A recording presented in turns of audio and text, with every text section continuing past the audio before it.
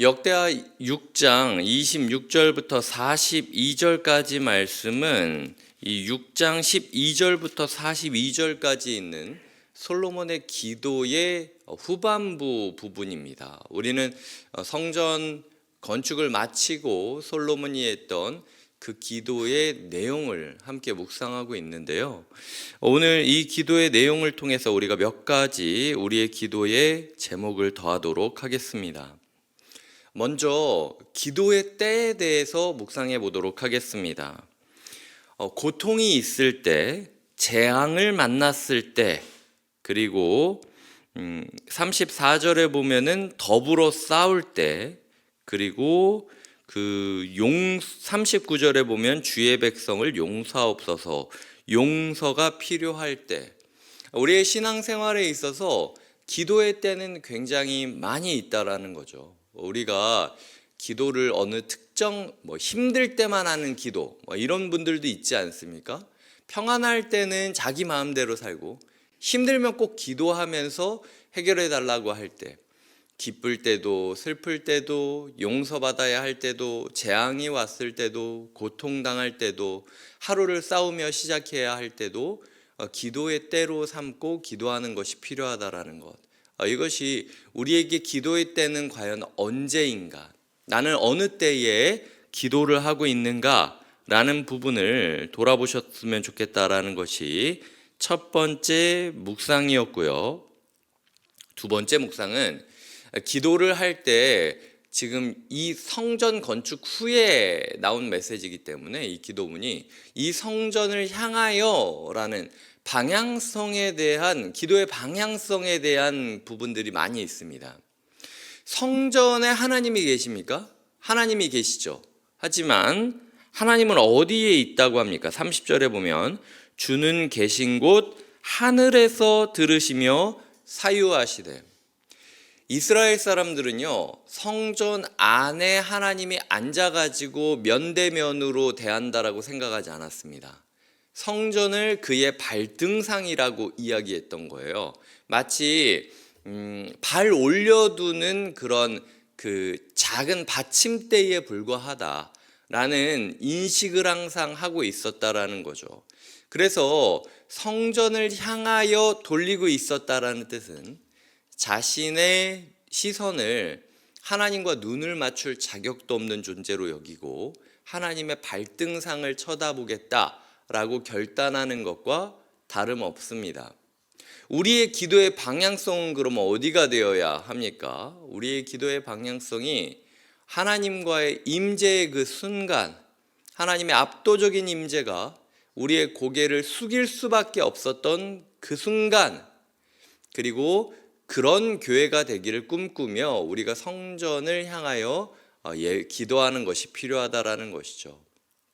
하나님의 임재를 그리워하며 하나님의 권위 앞에 무릎 꿇는 날을 소망하며, 그리고 우리의 교회가 우리 교회를 추억하고 그리워하며 기도의 자리를 찾으셨으면 좋겠습니다.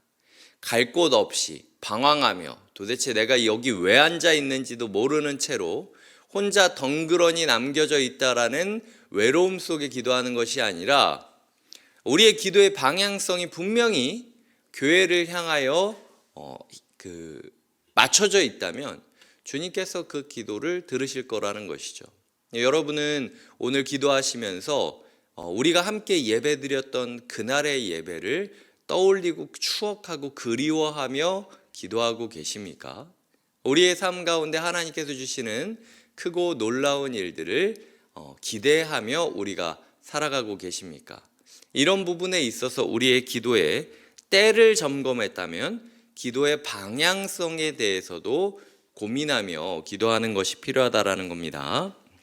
자, 그 세 번째는요, 기도의 결과에 대해서, 열매에 대해서 생각해 보겠습니다.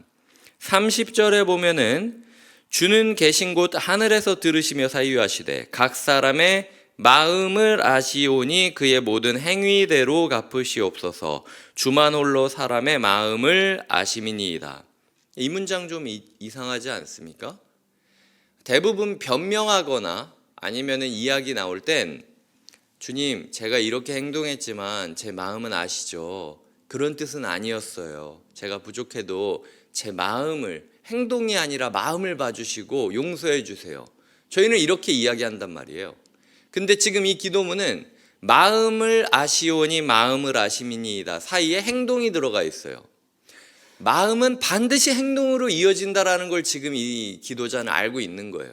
세상에서 가장 지혜로운 왕으로 알려졌던 하나님의 공인 인증 마크를 받았던 솔로몬은 모든 마음은 행동으로 드러난다라는 것을 아예 설명도 안 하고 이건 확실한 거 아닙니까? 마음은 행동으로 드러납니다.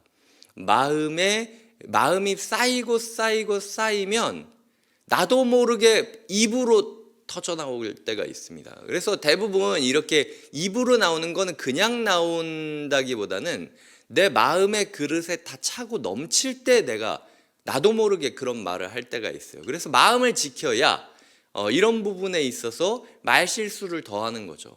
행동도요, 내가 습관적으로 생각해오던 그 생각들이, 마음들이 쌓이면 나도 모르게 화를 내거나, 나도 모르게 갑자기 폭발하거나, 나도 모르게 질투하거나 이런 모습이 있을 수 있다라는 거죠. 마음은 분명히 행동으로 이어진다. 기도를 통하여 우리의 마음을 아시는 하나님을 만난다면 마음이 바뀌게 되겠죠. 그렇다면 그 마음이 바뀌는 것으로 말미암아 우리의 행동 또한 반드시 바뀌게 된다라는 것을 우리는 기억하셔야 돼요. 하나님께서 우리에게 묻고 계십니다. 너의 행동을 통하여 너의 마음을 보아야 한다. 이 기도의 자리에서 나는 너의 마음을 다루기를 원한다. 너의 마음이 나의 뜻에 조율되어 너도 모르게 너의 행동이 나의 뜻에 조율된 상태로 나오기를 원한다. 이것이 하나님께서 기도라는 시간을 통해서 마치 악기를 조율하듯 우리의 마음을 하나님의 결에 맞추기 위해서 이 기도의 시간을 준비하시고 있었다라는 사실을 기억하셔야 된다라는 거죠. 첫 번째로는 때에 대해서 이야기 드렸죠. 두 번째는 그 방향성에 대해서 이야기를 드렸죠. 세 번째로는 기도의 열매에 대해서 이야기를 드렸죠. 그것과 관련하여 41절을 보도록 하겠습니다. 41절입니다. 여호와 하나님이여 일어나 들어가사 주의 능력의 궤와 함께 주의 평안한 처소에 계시옵소서. 여호와 하나님이여 원하옵건대 주의 제사장들에게 구원을 입게 하시고 또 주의 성도들에게 은혜를 기뻐하게 하옵소서. 구원을 입게 하시고 예배자들에게는, 성도들에게는 은혜를 기뻐하게 하옵소서. 하나님의 임재를 구하는 기도의 제목 가운데 하나님이 임재하셔서 내 말을 들어주시옵소서라는 표현이 있지 않습니다. 하나님이 임재하셔서 예배자들은 구원을 입게 하시고 성도들은 은혜를 기뻐하게 해달라라고 요청하고 있다라는 것이죠. 오늘 기도를 앞두고 내 소망, 내 걱정, 내 염려 다 잠시 내려놓고 오늘 우리의 삶 가운데 정말로 이렇게 예배하러 나온 사람들에게 구원이 확신되어지고 은혜의 기쁨이 누려질 수 있는 하루가 되기를 기도하셨으면 좋겠습니다. 어제 우리가 묵상했던 것처럼 주님께서는 우리가 상황을 보는 것이 아니라, 문제를 보는 것이 아니라 주님을 바라보기를 원하십니다. 이 광야라는 상황을 보기보다는 오병이어의 기적을 펼치셨던 예수님을 바라보며 판단을 하기를 원하십니다. 그 예수님 앞에 우리의 것들을 꺼내드리고 작은 물고기를 드리듯 이렇게 기도하러 나온 모든 성도들에게 분명히 하나님의 칠병이어의 기적이 있을 것입니다. 그 기적을 소망하며 주님, 우리가 올바른 때에 주님께 기도하는 자가 되게 하여 주시옵소서. 주님, 우리의 기도의 방향이 표류하지 않고 주님을 향하여 우리가 바로잡히게 하여 주시옵소서. 그리하여 우리의 마음과 생각이 주님께 조율되는 기도의 열매가 맺혀지게 하여 주시옵소서. 이런 과정을 통하여 우리가 예배를 드리며 구원을 확신하고 은혜의 기쁨을 누리게 하여 주시옵소서. 함께 기도하며 나아가시길 주님의 이름으로 축복드립니다. 기도하시겠습니다.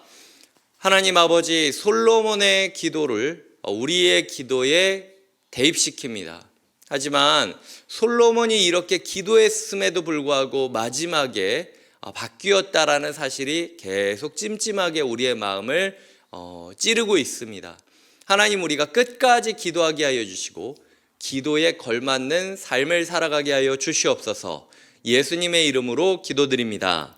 아멘.